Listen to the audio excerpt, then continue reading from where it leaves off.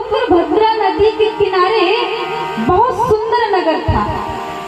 उस नगर का नाम था उत्तम नगर, जहाँ पर एक विद्वान ब्राह्मण रहते हैं। उन ब्राह्मण का नाम है आत्मदेव। बड़े विद्वान है, कर्मकांडी है, कर्मकांड सदैव करते रहते हैं, पूजन पारायण करते हैं। इतना सुंदर उनका स्वभाव है। लेकिन जैसा सुंदर स्वभाव आत्मदेव जी महाराज का है, उनके ही विपरीत उनकी भार्या है। नाम भी क्या है? धुंधली देवी। यथा नाम तथा गुण, जैसा नाम वैसे गुण। ये जो धुंधली देवी है ना, ये बहुत बनावटी दिखावा करती है। कुछ कुछ नारियों की विशेषता होती है। ये जो धुंधली देवी है, इस पर भगवान की कुछ ज्यादा ही कृपा है। जब आत्मदेव जी महाराज प्रातः काल अपने कार्य के लिए निकल जाते, पूजन पाठ के लिए निकल जाते, तो ये दिन में अकेली रहती। तो कभी पड़ोस वाले के यहाँ जाना, कभी सामने वाले के यहाँ जाना, कभी हंसी करना, ठिठोली करना, मजाक करना, कभी झगड़ा करना। दिन भर में उसका ऐसे ही निकल जाता। लेकिन जैसे ही शाम काल को पति आए तो हाथ जोड़कर खड़ी हो जाती। अजी सुनिए, ये जल है, अपने चरण धुला लीजिए। सुनिए, कुछ भोजन करेंगे, नाश्ता करेंगे, लगा दो। बड़ा बनावटी प्रेम, बड़ा दिखावा। लेकिन आपको पता है परमात्मा किससे मिलता है? परमात्मा क्या देखता है? क्योंकि परमात्मा को बनावटी प्रेम पसंद नहीं है, बदमाशी पसंद नहीं है। बनावटी पन परमात्मा को अच्छा नहीं लगता। परमात्मा तो क्या देखता है? निर्मल मन जन सो मोहि पावा। निर्मल मन जन सो मोहि पावा।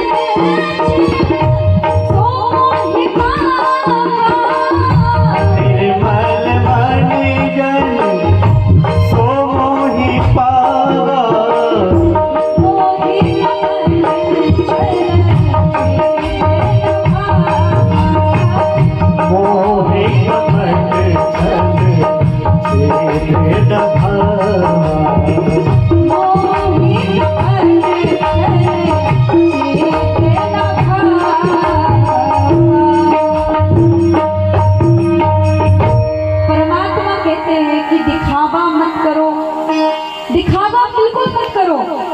तुम जो बनावटी करते हो ना, ऊपर से कहते हो मान्यवर नमस्कार, और अंदर से कहते हो कभी आना मेरी गली फिर देखता हूँ। अंदर कुछ भरा है, बाहर कुछ और दिखावा है। पहले तो हम अपने अंतःकरण को शुद्ध करें।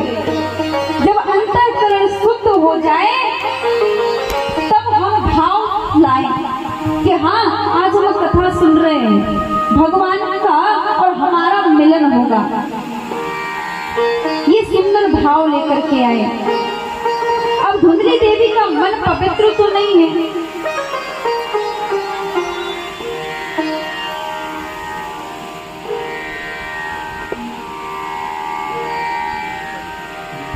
धुंधली देवी का भी, इसलिए तो पति की दृष्टि में पत्नी सबसे ऊंची होती है। अब यहाँ पर पंडित जी एक दिन सोचते हैं कि मेरे यहाँ तुलसी का वृक्ष है, वो सूखा पड़ा है, जल रोज देता हूँ, मेरे यहाँ गाय है, उसको भी कोई बच्चा बच्चिया नहीं है। मेरे यहाँ कोई संतान नहीं है। गौ पूजा रोज करता हूँ, फिर भी गाय बांझ है। एक दिन विचार कर रहे हैं बैठे बैठे, क्या बताऊं क्या करूं। तो पड़ोसी देखो, किस्मत वालों को ही अच्छे मिलते हैं, और कुछ ज्यादा ही बढ़िया मिल जाए फिर तो भगवान की कृपा है। अब पड़ोसियों ने आना जाना चालू कर दिया। पड़ोसियों ने क्या कह दिया कि क्यों पंडित जी, आप क्या, हम कितने वर्षों से गाय देखते हैं, ये गाय बांझ है, ना कोई बच्चा देती है ना कोई बछिया देती है। पंडित जी ने कहा क्या कहूँ भैया, रोज तो घास खिलाता हूँ, रोज गौ पूजा भी करता हूँ, लेकिन फिर भी कोई बच्चा बछिया नहीं देती, क्या बताऊँ।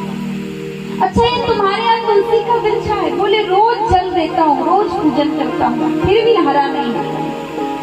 अब तो पड़ोसियों ने क्या कहना चालू कर दिया, पंडित जी आपके पितर आपसे प्रसन्न नहीं है, आपकी औलाद भी तो नहीं है ना, आपके कोई पुत्र नहीं है, संतान नहीं है। हमें तो ये लगता है कि आपके पितर आपसे खुश नहीं है, इसी पाप की वजह से आपके यहाँ कोई संतान नहीं है। एक तो वो ब्राह्मण देवता दुखी था, ऊपर से पड़ोसियों ने दुखी कर दिया। अब वो बेचारा करे तो क्या करे।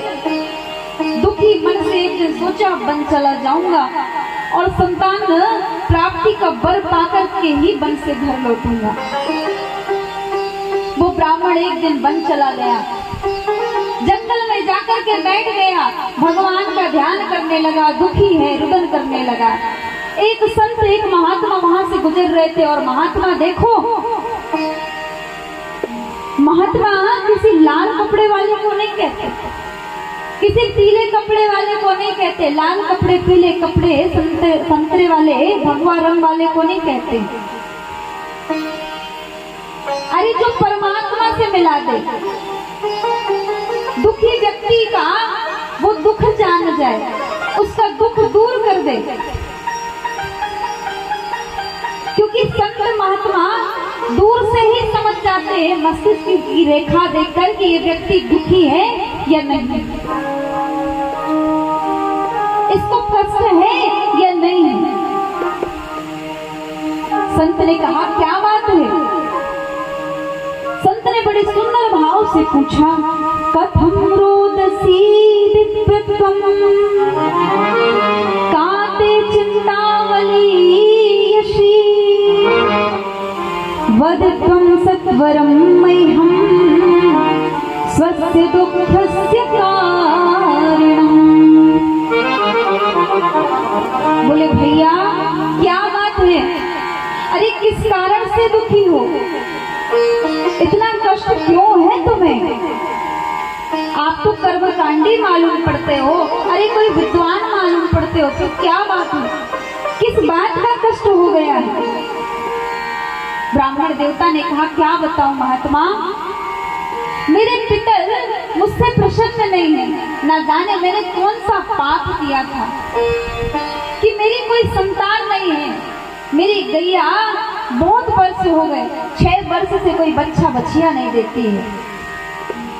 मेरे यहाँ तुलसी का वृक्ष लगाता हूँ, वो भी सूख जाता है, क्या मुझे संतान नहीं मिलेगी। ब्राह्मण देवता की इस बात को सुनकर के महात्मा ने कहा कि भैया सुनो, मैंने तुम्हारे मस्तिष्क की रेखा देखी है, इस जन्म में तो क्या अगले 7 जन्म तक तुम्हारे भाग्य में संतान प्राप्ति नहीं है। अब तो वो ब्राह्मण और दुखी हो गया, अरे मैं मर जाऊंगा लेकिन घर वापस नहीं जाऊंगा जब तक संतान प्राप्ति का वर नहीं मिल जाता। मैं यहीं पर चट्टान में सर पटक पटक कर अपने प्राण त्याग दूंगा। महात्मा समझा रहे हैं, बहुत सुंदर भाव से समझाते हुए बोले, मुच्चा ज्ञानम प्रजारूपम बलिष्ठा कर्मणा गति विवेकम तु समासाद्य त्यज संसार वासना। बोले देखो पंडित जी, मैं आपके मन की बात समझ रहा हूँ। आपके मन में पुत्र की कामना है ना, लेकिन पुत्र की कामना क्यों करते हो? ये तो एकमात्र अज्ञान है। अरे कौन किसकी माता, कौन किसका पुत्र होता है? अगर तुम्हारे यहाँ पुत्र हो जाता तो भगवान की कृपा, नहीं हुआ तो बहुत बड़ी कृपा। आप सोचो, अगर पुत्र होकर के मर जाता है तो लोग 6 महीने रोते हैं, लेकिन पुत्र होने के बाद अगर नालायक हो जाए, पुत्र कुपुत्र हो जाए तो जीवन भर रुलाता है। अगर तुम्हें पुत्र चाहिए तो गोविंद को अपना पुत्र मानो, कृष्ण को अपना पुत्र मानो, विष्णु को अपना पुत्र मानो। अरे प्रेम करना है तो उससे करो ना। पंडित जी चरणों में गिर गए। वाह महात्मा जी, यही तो बात है आप लोगों में। मैंने तो अपने पुत्र की कामना आपसे की थी, आप तो प्रवचन का बखान करने लगे, आप तो प्रवचन ही सुनाने लगे। अरे मुझे पुत्र चाहिए, पुत्र। आप तो मस्तिष्क की रेखा बदल सकते हैं। ब्राह्मण रोने लगे, दुखी हो गए आत्मदेव जी महाराज। आप कुछ कीजिए। महात्मा का हृदय जो है पिघल जाता है।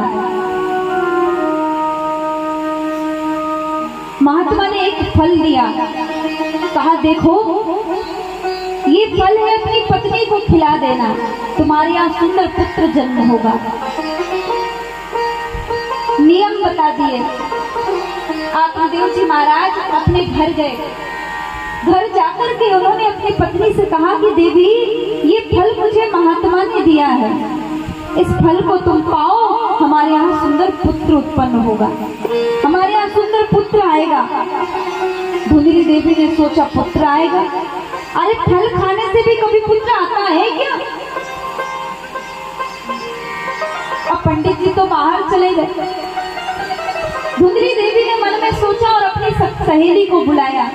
अरे सखी सुनो तो सही, ये ना जाने कहां से मेरे पति किसी महात्मा से फल ले आए और कहते हैं इस फल को खाने से पुत्र होता है। अरे तुम ही बताओ, क्या फल खाने से कभी पुत्र पैदा हुआ है? देख बहन, मैं तो पुत्र पैदा कर नहीं सकती क्योंकि मेरी सुंदरता नष्ट हो जाएगी और मैं गर्भ धारण करके रह नहीं सकती। ये सारे नियम का पालन मैं कर नहीं सकती।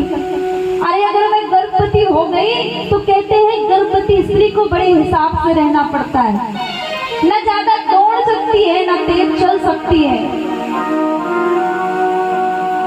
और अगर मेरे घर में सांप घुस गया तो वो तो मुझे डस ही लेगा, मैं दौड़ ना पाऊंगी। अरे कहीं आग लग गई झोपड़ी में तो उसके साथ साथ मैं भी चल जाऊंगी, मुझे इस झमेले में नहीं पड़ना है। देख मेरे यहाँ बहुत धन है लेकिन खाने वाला नहीं, और तेरे यहाँ खाने वाले बहुत है लेकिन धन नहीं है। एक काम कर, तुझे धन चाहिए ना तो मैं तुझे धन दूंगी।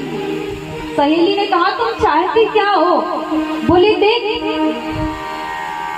मेरे यहाँ धन बहुत है, अगर तेरे पति का मुंह बंद कराना है तो धन में दे दूंगी, और तेरे यहाँ तो बालक बहुत है, तो एक काम कर, अब जो तेरे यहाँ पुत्र जन्म ले वो पुत्र तू मुझे दे देना। दोनों की बातें हो गई। और रही बात इस फल की, तो अगर परीक्षा लेना है तो ये हम अपनी गाय को खिला देते क्योंकि वो भी बांझ है। दोनों सखियों ने वो फल गैया को खिला दिया। अब यहाँ पर जैसे एक जननी नारी रहती है वैसे ही धुंधली रहने लगी, ना ज्यादा बाहर निकलती ना किसी से बात करती। धीरे धीरे समय आया, सखी को पुत्र हो गया। उस सहेली ने लाकर के पुत्र धुंधली देवी को दे दिया। जैसे ही पुत्र को धुंधली देवी ने देखा, अपने पति से कहा सुनिए हमारे यहाँ पुत्र जन्म हुआ है। अब तो आत्मदेव जी महाराज बड़े प्रसन्न हो जाते हैं, और जो फल जिस गाय को खिलाया था तो 11वें महीने में वो भी एक पुत्र को जन्म देती है। जन्म लिया तो गोकर्ण जी महाराज नाम रखा गया। क्यों रखा गया? क्योंकि वो बालक तो पूरा मनुष्य जैसा था, लेकिन उसके जो कान थे वो गौ की तरह बड़े बड़े थे। इसलिए आत्मदेव जी महाराज ने उस बालक का नाम गोकर्ण रख दिया। बोलिए गोकर्ण जी महाराज की जय हो। अब धुंधली देवी का पुत्र, तो आत्मदेव जी महाराज ने सोचा हमारा नाम आत्मदेव है तो हम अपने पुत्र का नाम रख देते हैं परमात्मा देव।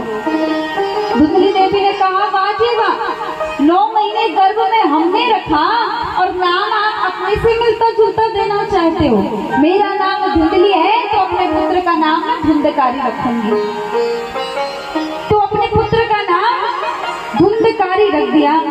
गोकर्ण पंडितो ज्ञानी धुंधकारी महाखला। ये जो धुंधकारी है ये महान खल हो गया। कहते हैं एक लौता पुत्र जिस घर में हो वहां माता पिता का उत्तरदायित्व ज्यादा बढ़ जाता है। एक औलाद जिस घर में हो तो माता पिता को ध्यान रखना चाहिए, बालक कहाँ जा रहा है, क्या भोजन कर रहा है, क्या ले रहा है, क्या खेल रहा है, क्योंकि उसके बिगड़ने के जो चांस हैं वो ज्यादा रहते हैं। अब यहाँ पर ये जो गलती हो आत्मदेव जी महाराज से हो गई। सोचते एक ही पुत्र है, सब कुछ तो उसी का एक लौता पुत्र है। यदि बालक बचपन में कंचे खेले, पैसे बाजी वाला खेल खेले तो उसे डांट फटकार देना चाहिए, क्योंकि कंचे खेलते खेलते ताश खेलेगा, ताश खेलते खेलते लालच आएगी, 10 रुपए वाला खेलेगा, 20 वाला, 50, 100 पैसे लगने लगे। अब बिगड़ना तो आरंभ हो गया ना। जितना भी घर में धन रहता रात भर में उसको हार जाते, बिगड़ना शुरू। ताश खेलते खेलते ऐसी लालच आती है कि ताश खेलने वाले ज्यादातर व्यक्ति शराब पीने लगते हैं, परिवार में कलेश होने लगता है। अब यहाँ पर धुंधकारी क्या करता, ताश पत्ते जुआ खेलता तो धन लगता, अपनी माँ के पास आता कि माँ मुझे धन की आवश्यकता है। अब माँ भी सोचती एक लौता पुत्र है, हाँ ले जा, सब कुछ तो तेरा है। धीरे धीरे सब समाप्त हो गया, सोना चांदी ले जाने लगा।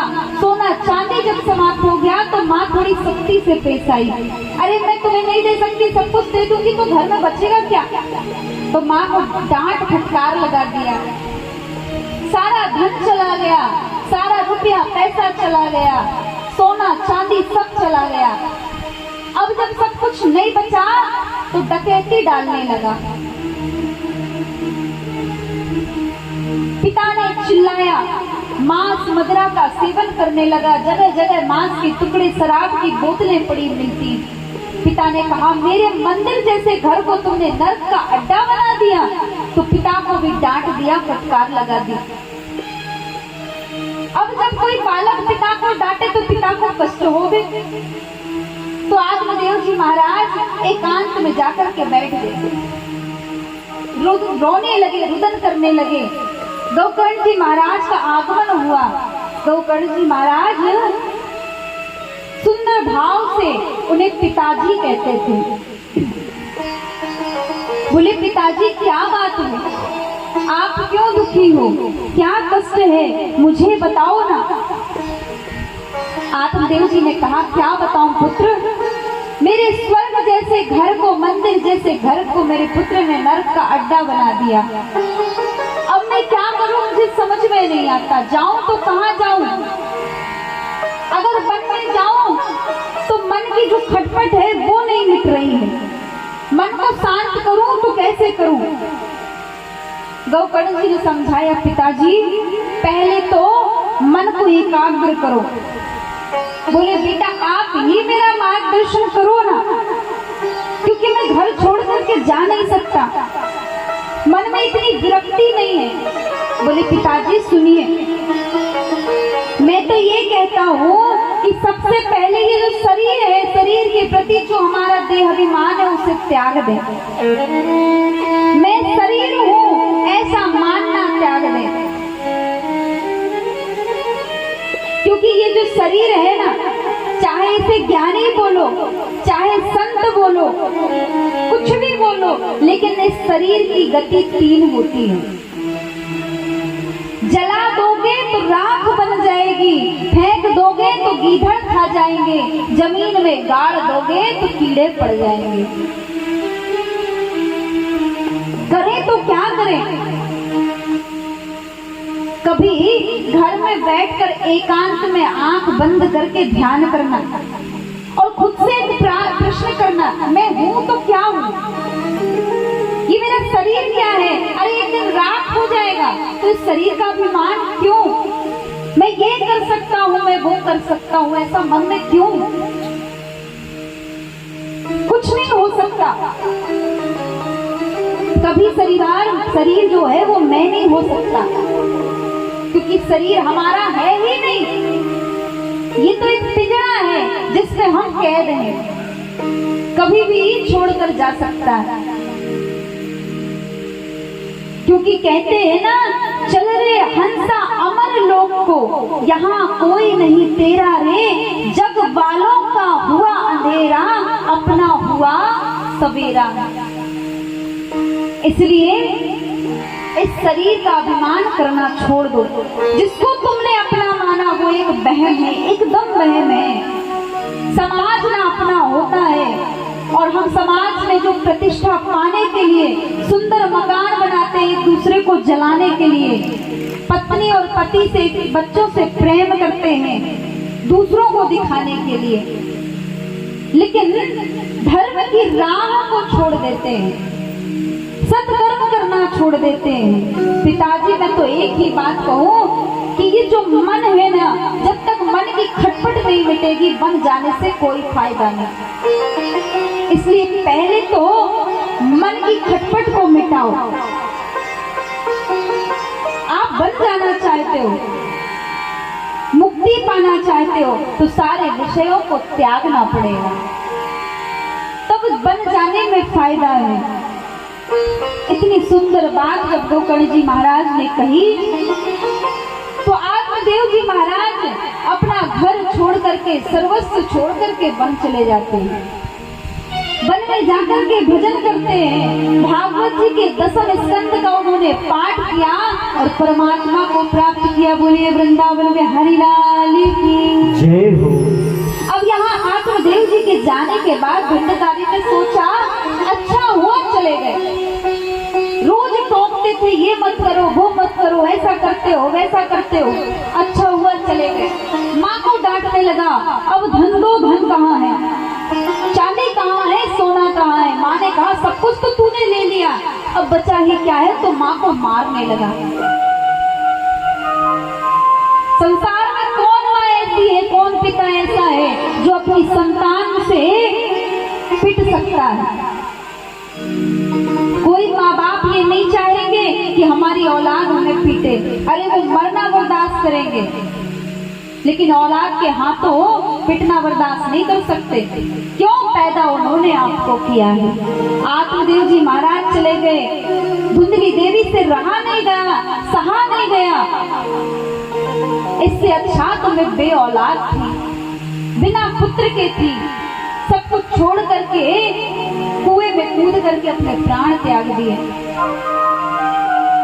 अब देखो, माँ चली गई, पिता चले गए, जो गोकर्ण भैया थे वो तीर्थ यात्रा में चले गए।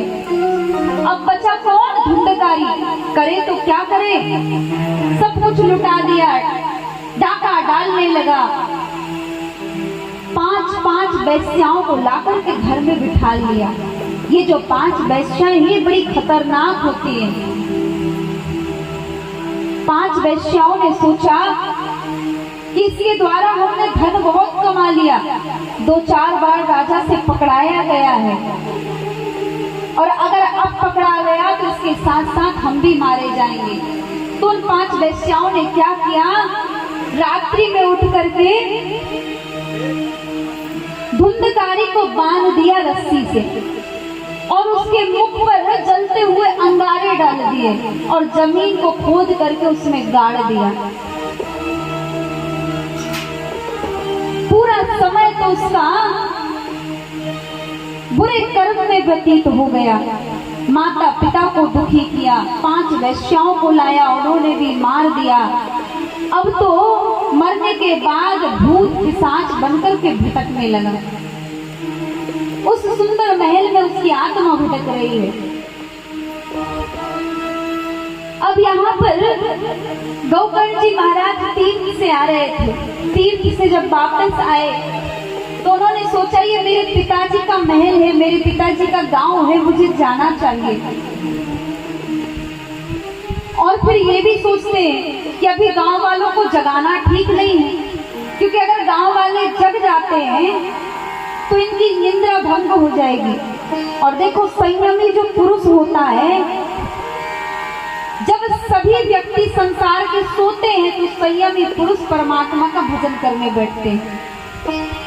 गौकर्ण जी महाराज ने सोचा क्यों लोगों की नींद तोड़ूं, तो उसी महल में अंदर प्रवेश कर जाते कि तो मेरे पिताजी का महल है। आंख नेत्र बंद करके बैठ गए भजन करने के लिए।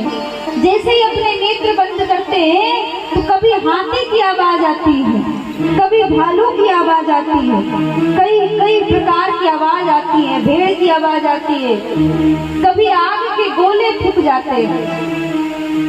गौकर्ण जी महाराज डर गए, भयभीत हो गए। उन्होंने अपने कमंडल से जल निकाला और छींटा मारा। अरे कौन हो भाई, हमें क्यों डराते हो, सामने आओ। एक परछाई आकर के हाथ जोड़कर खड़ी हो गई। भैया मैं हूँ, मैं अहम भ्राता तुद्योस्मि धुंधकारीति नामतः स्वात्येनेव दोषेण ब्रह्मत्वं नासितं मया। बोले भैया मैं हूँ आपका भाई धुंधकारी।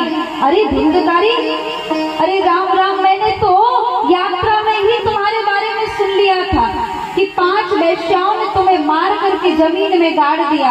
अरे तुम भूत प्रेत बन करके भटक रहे हो। मैंने तो सुना था गया जी में तुम्हारा श्राद्ध हो गया, पिंडदान हो गया।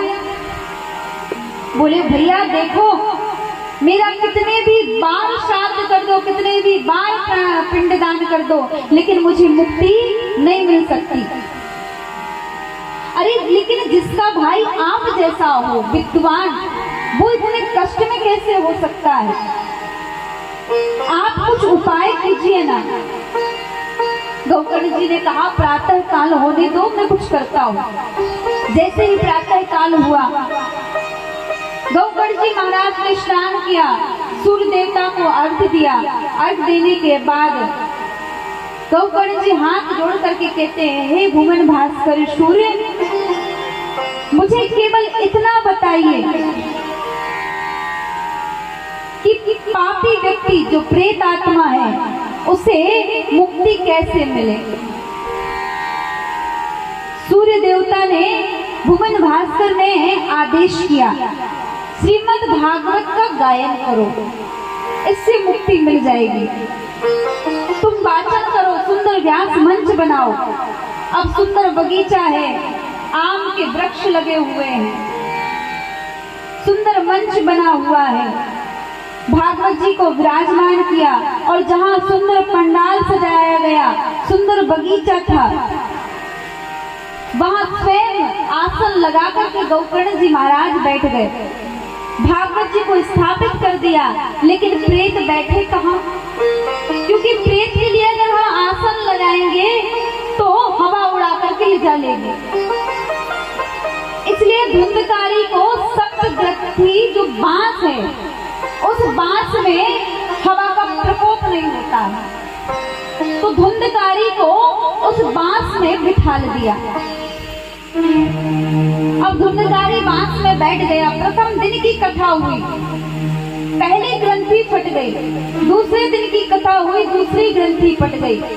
3 दिन, चौथे दिन, 5वें दिन, छठे दिन, जैसे ही 7वें दिन की कथा विराम होती है, तो सारी सातें जो ग्रंथियां हैं वो फट जाती हैं और जो धुंधकारी है वो स्वयं देव रूप में आ जाता है।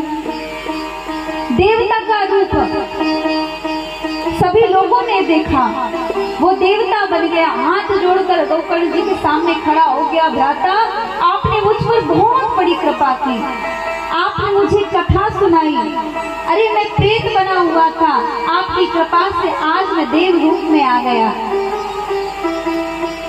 सुंदर भगवान के यहाँ से पार्षद आए, विमान आया,